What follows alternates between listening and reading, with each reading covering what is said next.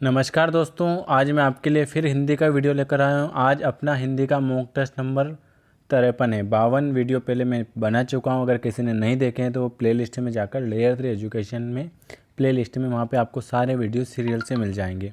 तो आज अपन शुरुआत करेंगे हिंदी के 20 क्वेश्चन को, और कमेंट बॉक्स में आपको कमेंट करना है कि कितने नंबर आए हैं। आज का 19 जुलाई 2017 को जो एग्ज़ाम हुई थी उसका है, आज एक पेपर करेंगे। तो अपन शुरुआत करते हैं अपने हिंदी के क्वेश्चन की। मैं आपको पुराने पेपर इसलिए करा रहा हूँ कि आपको पता चल जाए कि किस टाइप के क्वेश्चन एग्ज़ाम में पूछे जाते हैं। ये लीजिए, हमारे सामने पहला क्वेश्चन आ गया है।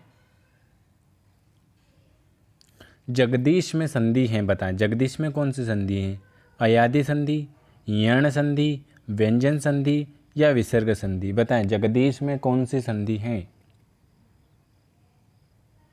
देखो, अयादि संधि में क्या बताया था मैंने? अयादि संधि में बताया था 3 अक्षर आएंगे, अय, अव, आव या नयन, गायन, ऐसे जहाँ 3 शब्द आते हैं वहाँ होता है अयादि संधि। तो ये तो हो नहीं सकता। यण संधि में बताया था य, व, र। य, व और र, इनके आगे आधे अक्षर आएंगे तो वहाँ होगा यण संधि। तो यहाँ यण संधि भी नहीं हो रहा। अब बताया व्यंजन संधि, यह है व्यंजन संधि का उदाहरण। जगदीश की कौन सी संधि का उदाहरण है? जगत धन ईश, जगत धन ईश, यह है व्यंजन संधि का उदाहरण। कौन सी संधि है? यह है व्यंजन संधि, ऑप्शन नंबर 3। अगला क्वेश्चन बताया सब शब्द हैं शंकर, तत्सम, तद्भव या देशज? बताएं। ये सब शब्द शंकर भी नहीं है, तत्सम भी नहीं है, देशज भी नहीं, ये है तद्भव। मैंने क्या बताया था? स ब, ये ब वहाँ आएगा, ये वाला ब, तो वहाँ होगा तद्भव। और अगर ये ब आता है तो वहाँ होता है तत्सम, और अगर ये श आता है तो वहाँ होता है तत्सम, और अगर ये श आता है तो वो होता है तद्भव। तो मैंने आपको इसकी ट्रिक भी बता रखी है। अगर आपने तत्सम और तद्भव शब्द के वीडियो नहीं देखे हैं तो उसमें मैंने आपको पूरा बता रखा है। तो ये ब आया है तो यहाँ है तद्भव, ऑप्शन नंबर 3। अगला क्वेश्चन बताएं, एक आंख से सबको देखना मुहावरे का क्या अर्थ है?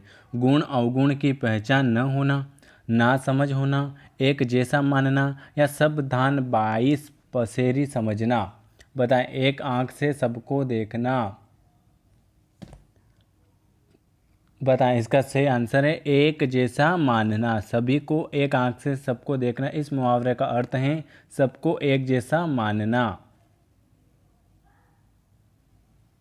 अगला क्वेश्चन बताएं, धूप सहज 10 एक ही 12, लगे उठावन टरे न टारा। इस पंक्ति में कौन सा अलंकार? अन्योक्ति, सहोक्ति, श्लेष या अतिशोक्ति?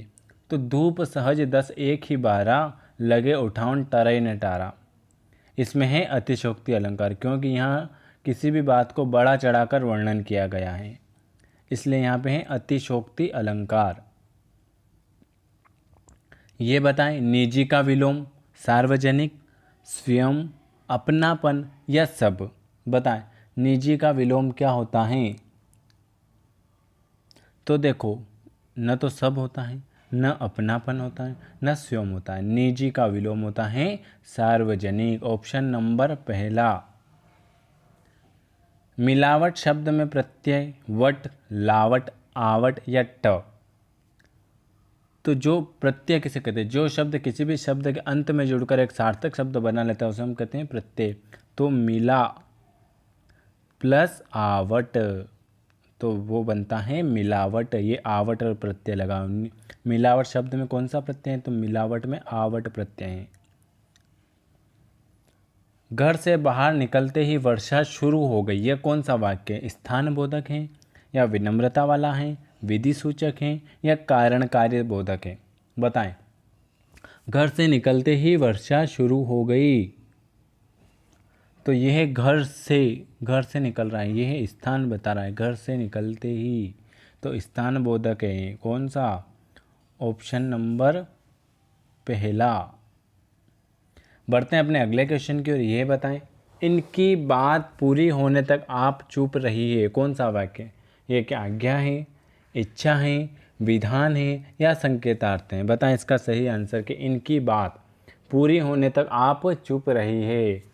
तो ये दे रहा है, आज्ञा दे रहा है कि आप जहाँ तक इनकी बात पूरी नहीं होती आप चुप ही रहिए। ऑप्शन नंबर पहला। अगला क्वेश्चन बताए, दूध रोटी पद में समाज हैं, अवयवी भाव, द्विगु, कर्मधारय या द्वंद्व। बताएं, दूध रोटी में समाज हैं। अवयवी भाव में पहला पद अवयव होता है। कौन सा होता है? पहला पद अवयव होता है। द्विगु समाज में क्या होता है? पहला पद संख्यावाची होता है। कर्मधारय समाज में क्या होता है? उपमेय और उपमान की कल्पना की जाती है। और द्वंद्व समाज में दोनों के बीच में डैश चिन्ह होता है।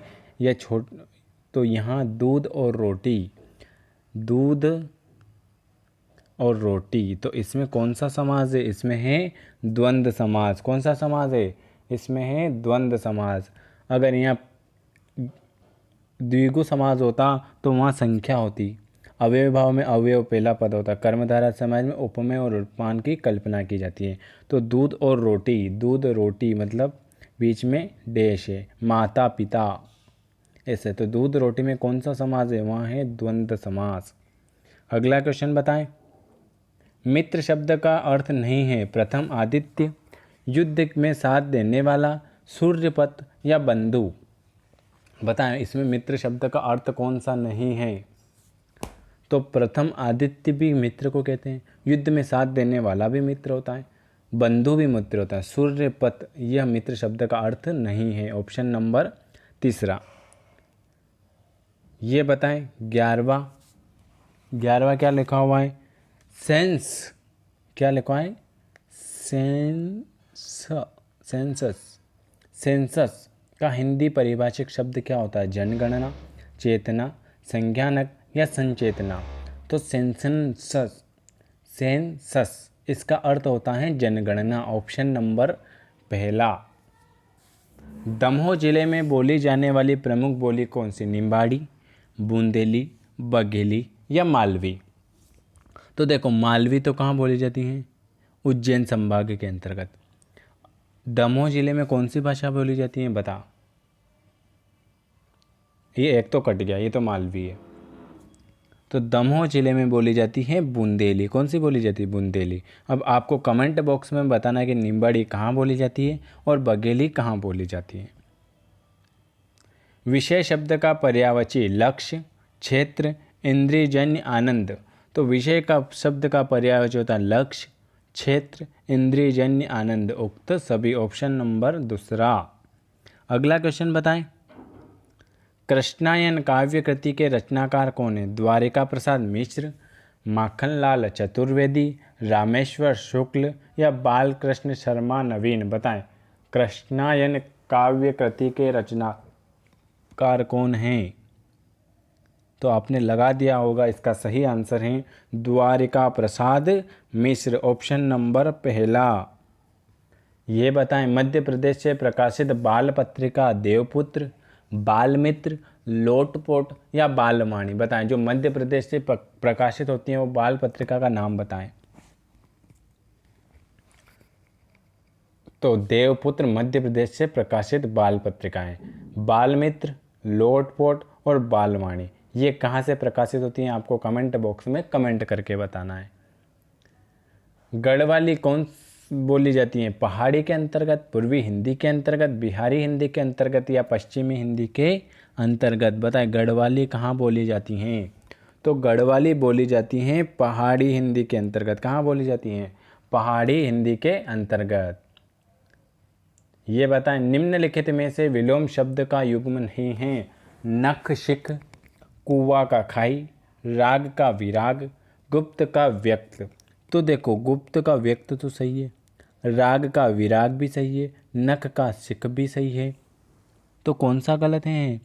कुआ और खाई। ऑप्शन नंबर दूसरा। 18वां क्वेश्चन बताएं। अगर आपको वीडियो अच्छा लगे तो इसको ज़्यादा से ज़्यादा लाइक, कमेंट और शेयर करें।